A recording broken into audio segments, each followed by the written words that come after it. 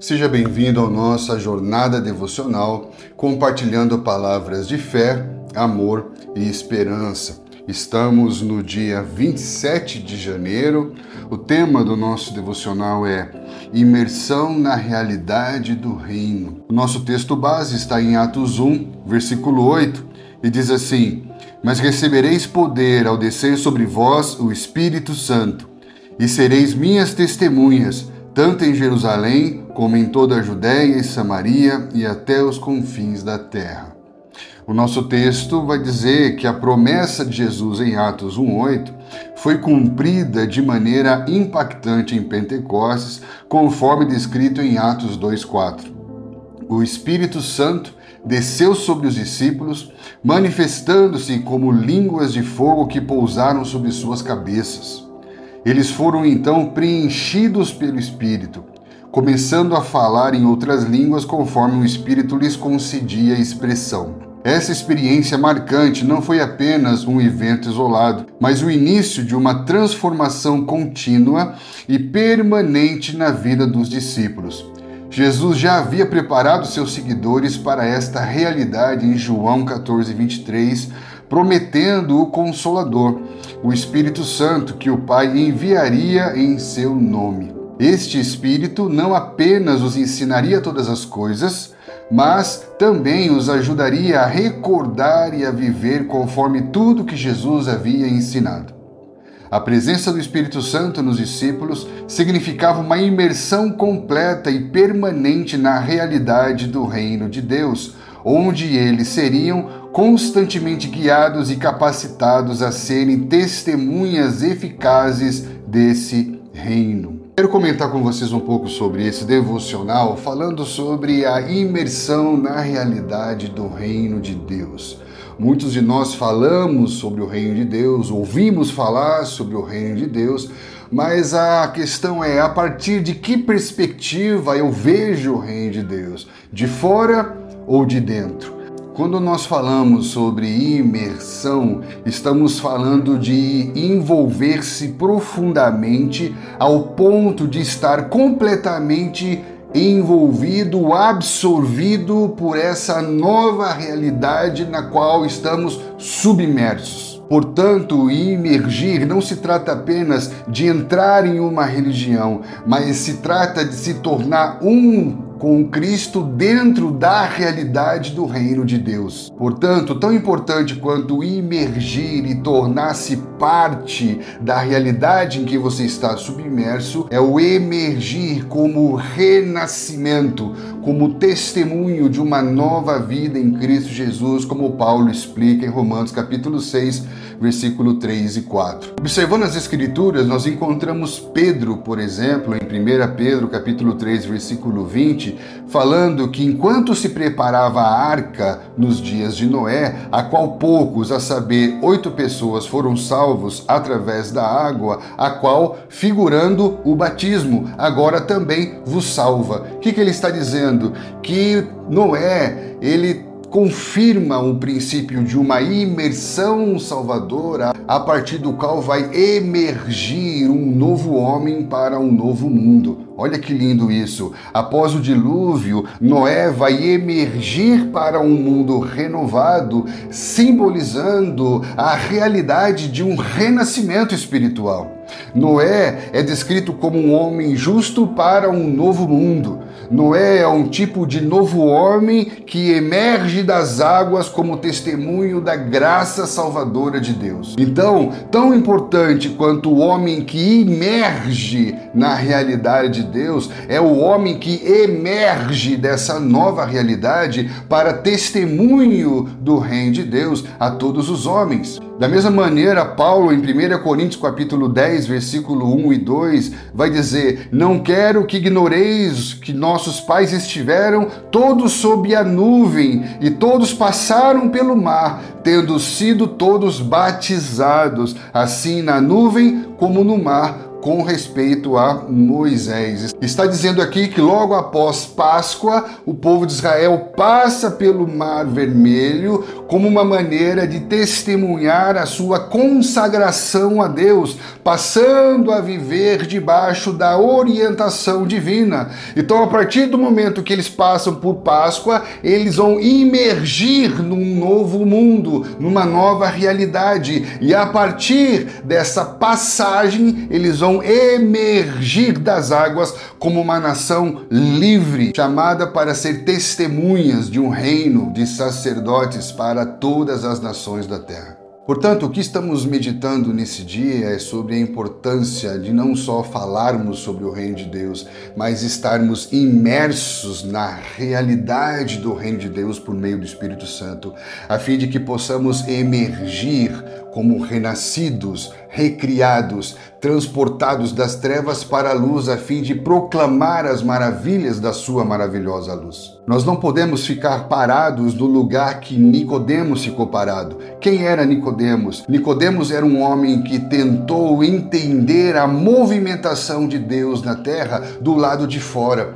E Jesus diz, se você não entrar, você não vai conseguir entender. E para entrar é necessário nascer de novo. Nicodemos era um homem bom, um homem muito religioso, que percebeu que algo estava se movendo. Ele acreditava que ninguém que não tivesse vindo da parte de Deus poderia se movimentar na terra daquela maneira. Mas até então Nicodemos era um homem que via tudo de fora, mas não entendia nada por dentro. O tipo de questionamento que fazemos tem a ver com um questionamento de pessoas que estão vendo do lado de fora ou que estão vivendo do lado de dentro. A partir de que perspectiva nós vemos o reino? Jesus explica para Nicodemos, se você não entrar, você não vai conseguir ver, não vai conseguir perceber, não vai conseguir compreender, não vai conseguir encontrar respostas dentro de você. E aí ele diz que é necessário nascer de novo. A palavra novo no grego, a palavra anotem, é a palavra alto. Então ele está falando que é necessário nascer do alto, é necessário mudar o seu lugar de origem e de nascimento, é necessário uma mudança de natureza, e para que você possa ter a sua natureza transformada, você precisa imergir na realidade do reino, porque dentro dessa realidade do reino, a sua natureza é transformada para que você possa então emergir como um testemunho dessa nova realidade. Esse novo nascimento, que nada mais é do que acessar essa realidade do reino, só é possível por meio do Espírito Santo. E por isso que Jesus vai dizer que aquele que não nascer da água e do Espírito não pode entrar no reino de Deus. Então não se trata apenas de mudanças comportamentais, de mudanças exteriores, de mudanças estéticas, cerimoniais, mas esse nascer da água e do Espírito é uma transformação profunda de natureza, comparado com o ventre a partir do qual algo é concebido. Pelo fato de muitos ainda confundirem entrar numa religião com imergir no reino de Deus, muitos ainda têm uma compreensão incompleta da realidade do reino. Segundo George Led, num dos melhores livros sobre o Evangelho do Reino, ele vai dizer: o reino de Deus é uma realidade presente e futura, tanto já inaugurada na pessoa de Cristo, quanto aguardando sua plenitude no fim dos tempos. Essa compreensão nos permite rejeitar visões reducionistas e distorcidas que tratam o reino apenas como uma promessa distante ou como uma solução imediata para os seus problemas terrenos.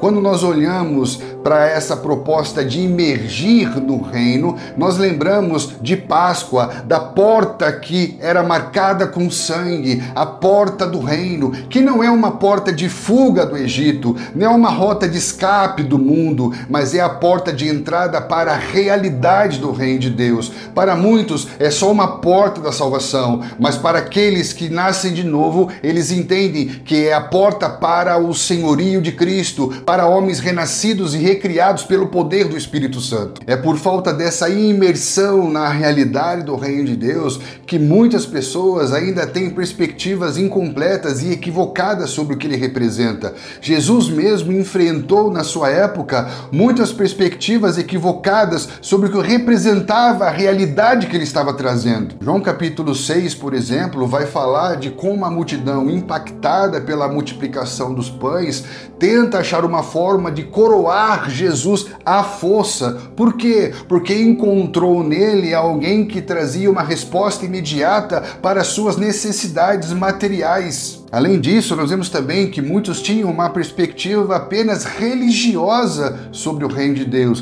como por exemplo os fariseus em Lucas capítulo 17, que perguntam a ele sobre a chegada do reino, e ele fala que o reino está em nós, que ele não vem em visível aparência ou por meio de cerimoniais religiosos, mas a realidade do reino já estava se manifestando dentro das pessoas. A realidade do reino é revelada pela imersão na realidade da ressurreição. Por isso, embora muitos falem e muitos ouçam sobre o reino de Deus, apenas aqueles que imergiram e nasceram de novo podem discerni-lo, podem vê-lo, podem vivenciá-lo espiritualmente. Qual o problema dessa perspectiva religiosa do reino de Deus? É que muitas vezes, por falta dessa imersão na realidade do reino, nós corremos o risco de criar o nosso reino em nome de Deus, baseado naquilo que nós entendemos representar o reino de Deus, como prosperidade, riqueza, poder, influência, reputação. E o reino de Deus é subversivo com relação a isso. Por quê? Porque o menor é o maior, o que serve é maior, aquele que é o último é o primeiro. Não tem a ver com essa ordem que o homem estabelece de grandeza e de glória. Por isso que muitos tinham uma perspectiva política do reino, porque muitas vezes quando se fala sobre reino, quando se fala sobre governo, se associa a estruturas políticas de poder. E isso já acontecia desde os dias de Jesus. Quando Jesus falava sobre o reino de Deus, os seus próprios discípulos imaginavam um reino sociopolítico religioso. A expectativa que muitas vezes era gerada nesses discípulos era uma expectativa política.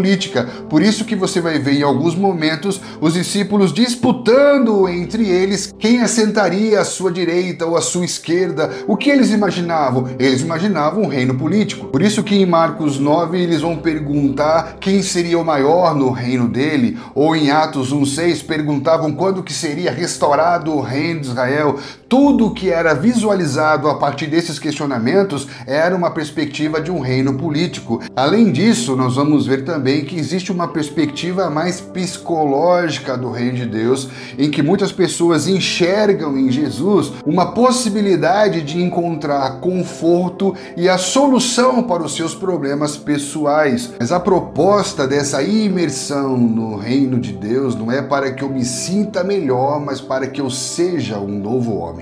Por isso que Paulo, em Gálatas 5, vai falar sobre o fruto do Espírito, que são as evidências de uma vida que foi imersa na realidade do reino e que ela é transformada pelo Espírito de dentro para fora. E imergir nessa realidade do reino nada mais é do que o ter os olhos abertos, desvendados para um novo mundo de Deus. Paulo vai descrever essa experiência em Efésios capítulo 1, versículo 18, quando ele fala da iluminação dos olhos do coração. Paulo vai falar também sobre isso em 2 Coríntios 5:17, quando ele fala que se alguém está em Cristo, as coisas velhas se passaram e tudo se fez novo porque tudo mudou à sua volta ou porque algo mudou dentro de você que tem uma nova maneira agora de ver todas as coisas à sua volta. Por isso eu quero chamar a tua atenção, porque nós estamos vivendo a era dos emergentes. O que são os emergentes? Emergentes são aqueles que se levantam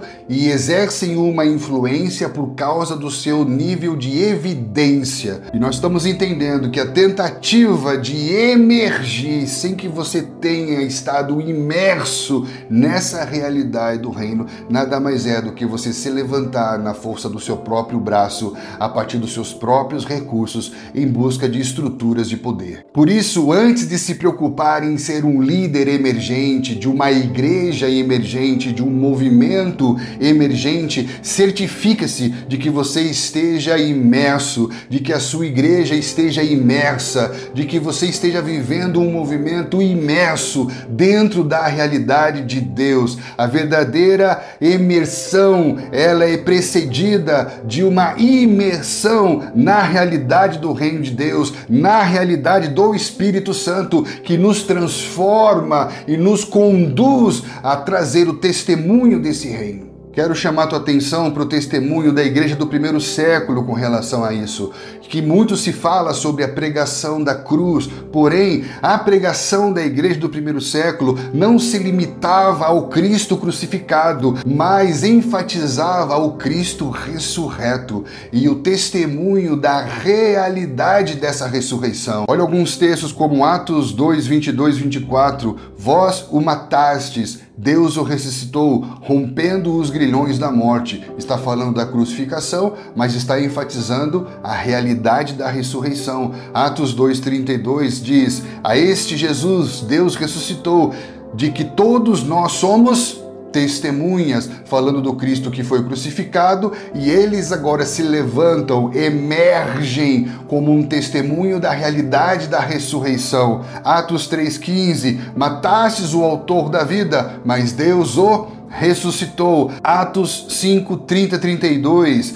Deus dos nossos pais ressuscitou a Jesus. Nós somos testemunhas desses fatos. Atos 10, 40, a estes ressuscitou Deus ao terceiro dia. Atos 13, 30, Deus o ressuscitou dentre os mortos. Olha que lindo, não era uma igreja que apenas pregava a crucificação ou uma salvação do inferno, mas era uma igreja que a partir da obra da crucificação e da redenção por meio do sangue e perdão de pecados pela fé, testemunhava o Cristo ressurreto. Ela não apenas emergiu na realidade da redenção, mas ela vai emergir como testemunha da realidade da ressurreição. Por isso que o nosso devocional hoje vai falar da forma como os discípulos foram imersos nessa realidade, Cristo soprando sobre eles, depois o Espírito Santo sendo derramado sobre eles, a fim de que eles pudessem emergir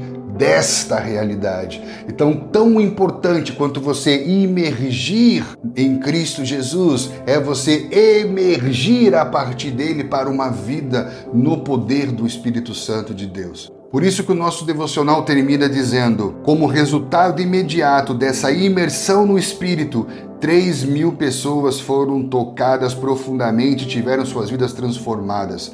A vida em comunidade descrita em Atos 2,42 reflete uma sociedade regida pelo Espírito, caracterizada pela doutrina, comunhão, partilha e oração. Esse novo modo de vida ganhou o respeito e a simpatia de toda a cidade, exercendo uma influência transformadora e crescente, demonstrando que os discípulos se tornaram verdadeiramente a palavra viva de Deus em ação. Olha que lindo isso, que esse devocional te inspire a imergir profundamente na realidade do reino de Deus, a fim de que pelo Espírito você possa emergir como testemunha dessa realidade a todos os homens, a todas as pessoas que passarem por você. Que Deus te abençoe e te espero aqui no nosso próximo devocional.